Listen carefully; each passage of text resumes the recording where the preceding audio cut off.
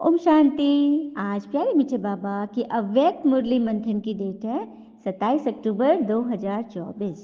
तो परमात्मा शिव एक मनुष्य तन का आधार लेकर मधुबन माउंट आबू में जो मुरली चलाए हैं उसके रिवाइज कोर्स है 8-10-2002।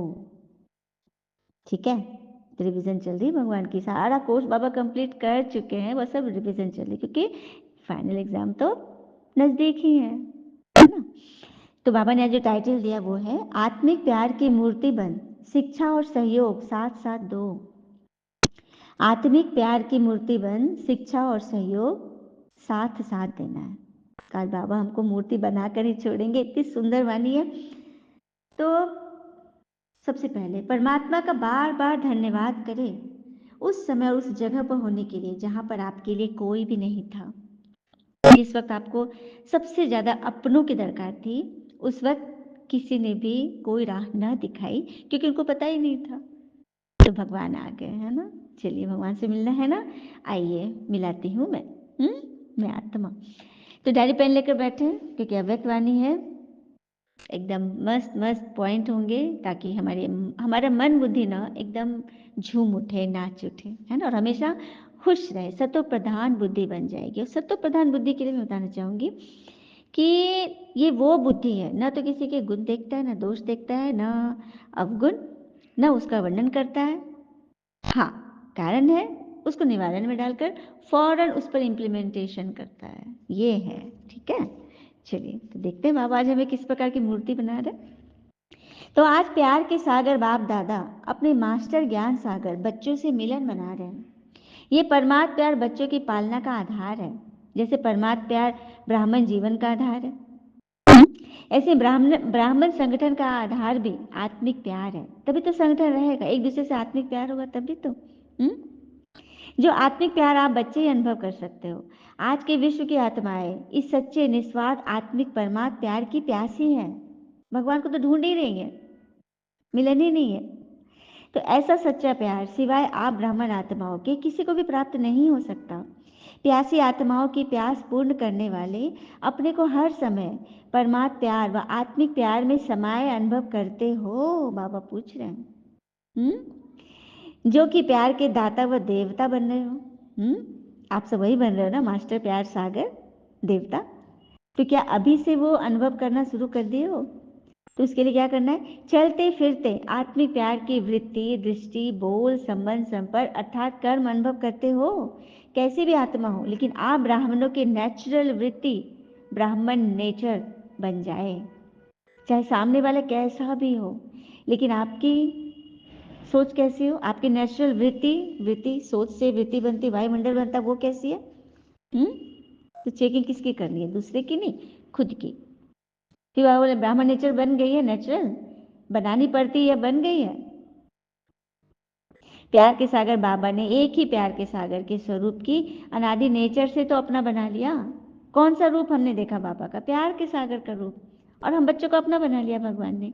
अगर आप सबकी भिन्न भिन्न नेचर देखते हो तो अपना बना सकते हो, क्योंकि बाबा ने भी तो हम सबकी भिन्न भिन्न नेचर देखी। कितने, क्या बोलूंगी, अपने मुंह से क्या तारीफ करूं कि कितने गिरे हुए थे मन से, सोच से, संकल्पों से, है ना।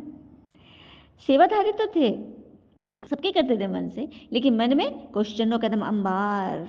लेकिन बाबा ने ऐसे ऐसे बच्चों को भी कितना प्यार से गले लगाया है ना बाबा। तभी तो वो किसी माध्यम से, वो खुद नहीं आएंगे लेकिन किसी माध्यम से हमें टचिंग जरूर देते हैं।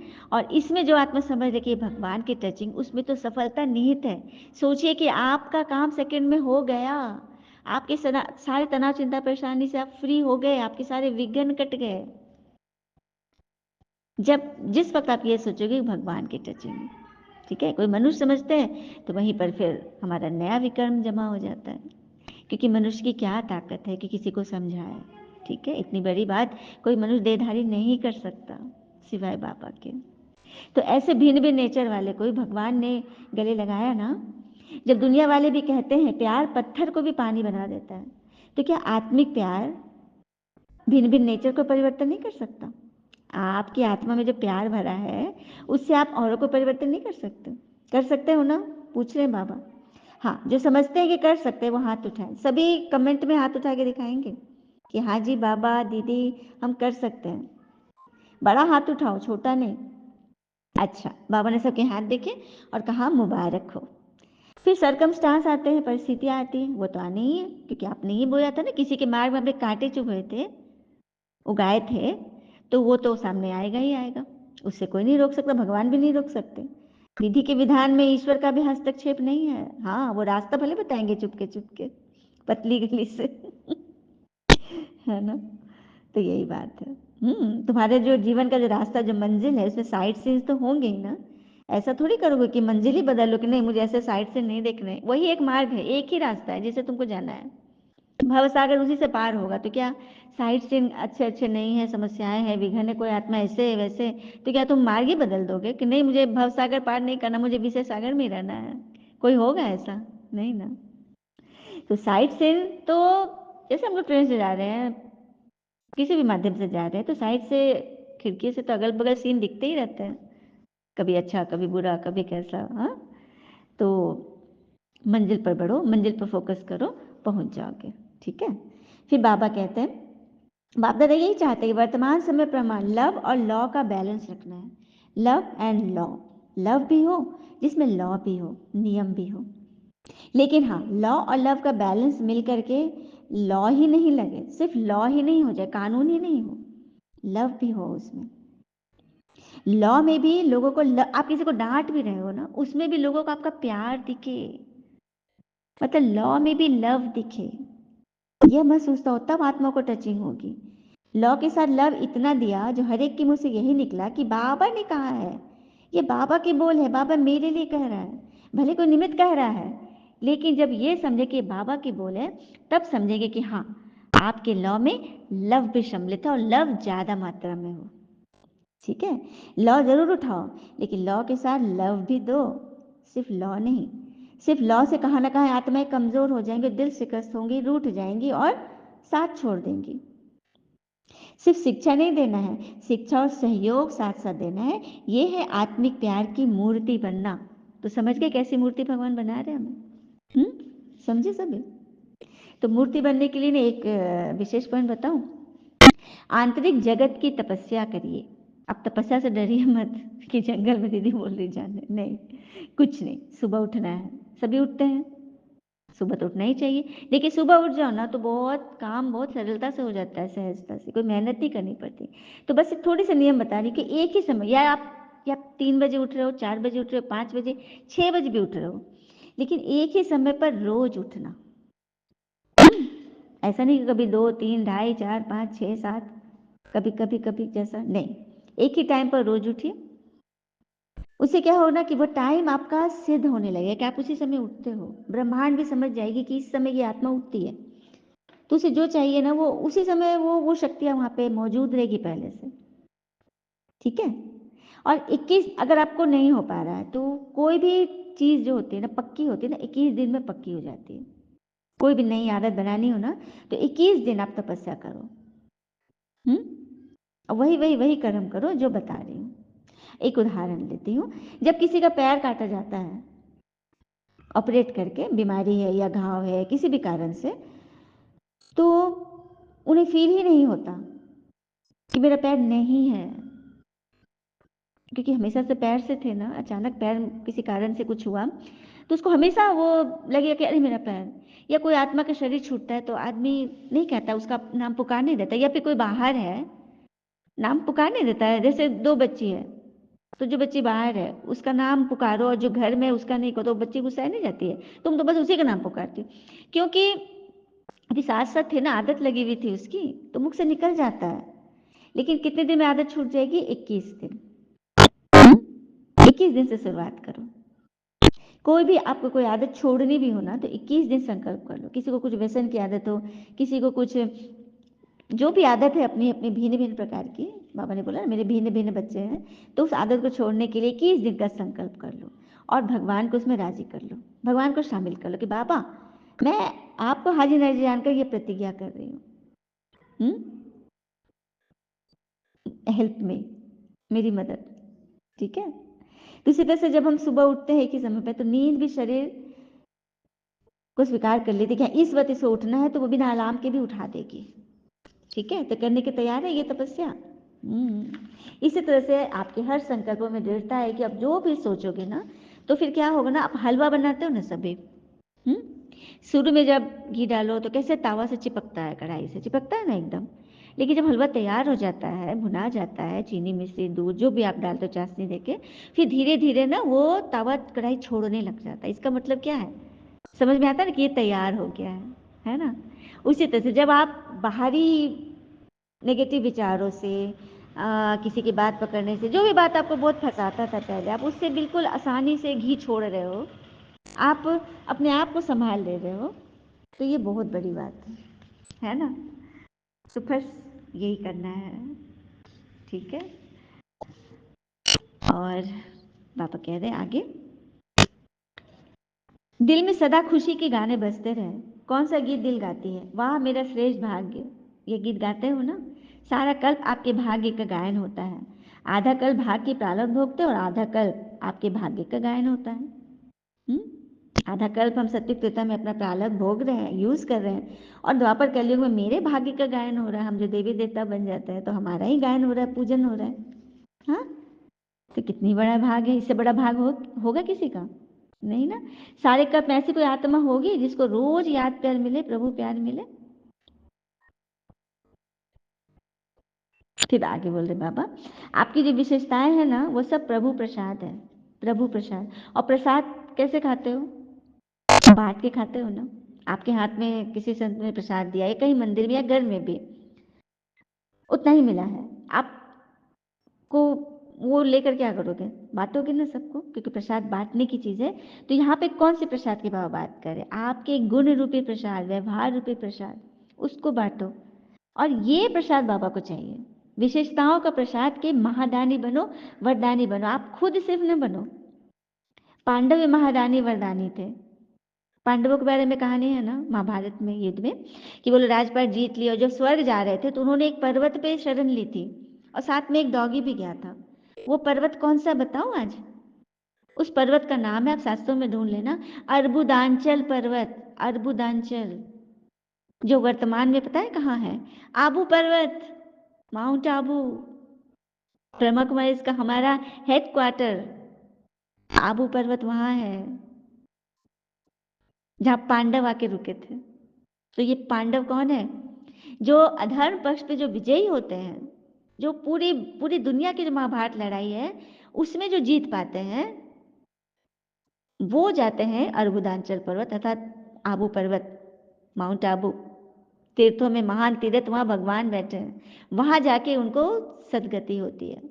कहते हैं पहाड़ों पे गल मरे, तो आबू पर्वत पे गए और शरीर छोड़ा, पहुंच गए स्वर्ग।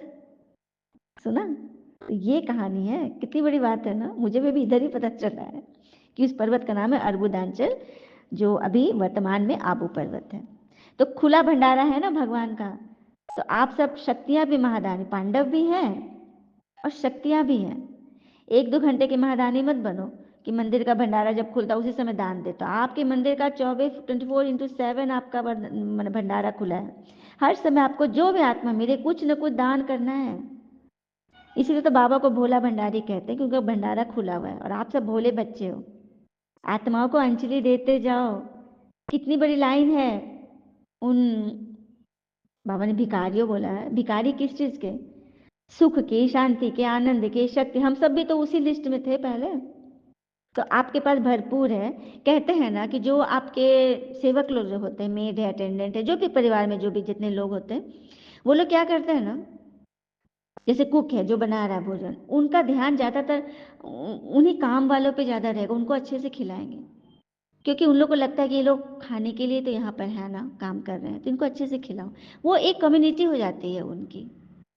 तो ये अच्छी बात है कि वो लोग जिस दौर से गुजरे हैं ना, तो उनको उनकी फीलिंग की टचिंग है कि भोजन सबसे जरूरी है। ठीक है, तो हम लोग इसी लिस्ट में थे ना। तो क्या हम, अब हम लोग थोड़ा सा आगे बढ़े हैं, तो क्या हम अपने नीचे जो दिख रहे हैं सभी दुखी चिंतित, उनको रास्ता नहीं बताएंगे, उनको दान नहीं देंगे? लेकिन दान लेगा वही जो रियल में जिसको चाहना है कुछ सीखने की, नहीं तो आप साहूकार को दान दोगे ना तो वो तो बिगड़ पड़ेगा, क्योंकि वो तो खुद साहूकार है, वो स्वर्ग में है। दान भी पात्र देख कर करो कि जो ले सकता है और लेने वाला है, ज्ञान का दान। ठीक है, तो व्यर्थ गंवाने में इकोनॉमी करो और बांटने में खुशी दिल से बांटो। फालतू पैसे, विचार, शब्द गंवाओ नहीं जहाँ नहीं चल रहा है, लेकिन हाँ जो लेने वाले ना खुशी दिल से, फ्राक दिल से बांटो। तो सभी खुश हो ना कि कभी कभी थोड़ा थोड़ा मूड ऑफ होता है, कभी मूड ऑफ कभी खुश, मूड स्विंग तो नहीं होता है। बाप दादा के पास स्पेशल ब्राह्मण बच्चों के लिए स्पेशल टीवी है, सबकी भिन्न भिन्न मूड बाबा देखते रहते हैं। बाबा को बड़ा मजा आता है देखने में। सदा महादानी बनने वालों की मूड कभी बदलती नहीं, दाता है ना, तो ऐसा ही बनना है। लोगों के पास तो दुख, अशांति और क्या क्या चीजों से पिटारा भरा हुआ है, और आपके पास ज्ञान, गुण, शक्ति, अनुभव, प्रेम, सुख, सब कुछ का भंडारा भरा, तो बांटते जाओ ना। हॉस्पिटल वाले भी अच्छी सेवा कर रहे हैं, रोगी की सेवा करना तो बहुत बड़ी बात है, ताकि उसका मन को आराम मिल जाए, कुछ संतो उसको अच्छा लगे। हर एक बात में सेवा है, ये मैं समझो कि कोई स्थूल सेवा को नहीं दे रहा है। अरे बैठे बैठे आप अच्छा सबके लिए सोच भी रहे हो, खुश हो, तो आपके वाइब्रेशन कहाँ जा रहे हैं? प्रकृति की सेवा हो रही है।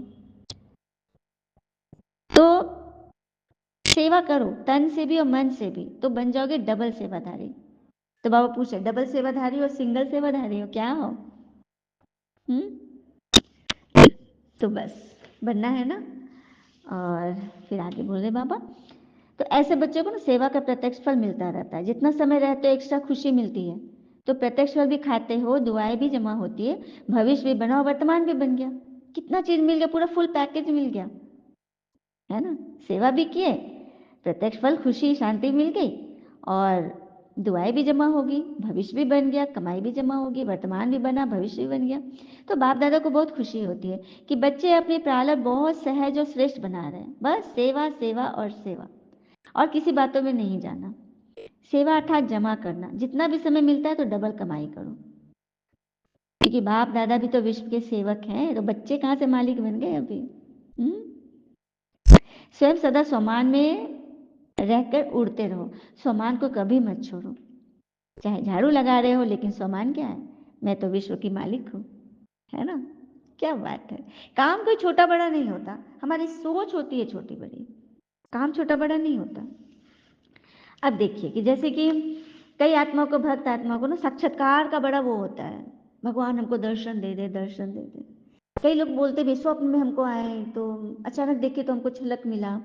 तो साक्षात्कार से सिर्फ नैन सुख मिलेगा क्षणिक, लेकिन इससे विकर्ण विनाश नहीं होंगे। दुनिया में भी हठयोग जो करते हैं वो लोग भी बोलते हैं, हम लोग उनको बोलते हैं योग सीखने राजयोग, तो दीदी हम लोग भी तो योगा करते हैं, योगा, ठीक है, योग और योगा में बहुत फर्क है। योगा करते हैं तो मन को तो शांति मिल ही जाती है। तो मैंने कहा सही बात है, शांति तो मिली, लेकिन क्या वो शांति टिकी? हाँ, जिस वक्त कोई काम कर रहे हैं तो उसमें तो मन लगा हुआ है, तो दुनिया से तो फिर दिमाग हट ही जाएगा, लेकिन फिर भी मन कहीं ना कहीं तो भटकेगा ही, एकदम जरूर से। लेकिन विकर्म तो विनाश नहीं हुए ना। और यहाँ राजयोग में विकर्म विनाश होते हैं। तो साक्षात्कार 1 सेकंड हुआ तो उससे तो कोई विकर्म विनाश नहीं हुए। और भगवान का साक्षात्कार, रियल परमात्मा भोले बाबा का साक्षात्कार मतलब कि जन्म जन्मांतर का कल्याण शुरू हो गया, और खुद भी करेंगे और औरों का भी करेंगे, इसको और बढ़ाएंगे। सुना, ये होती है।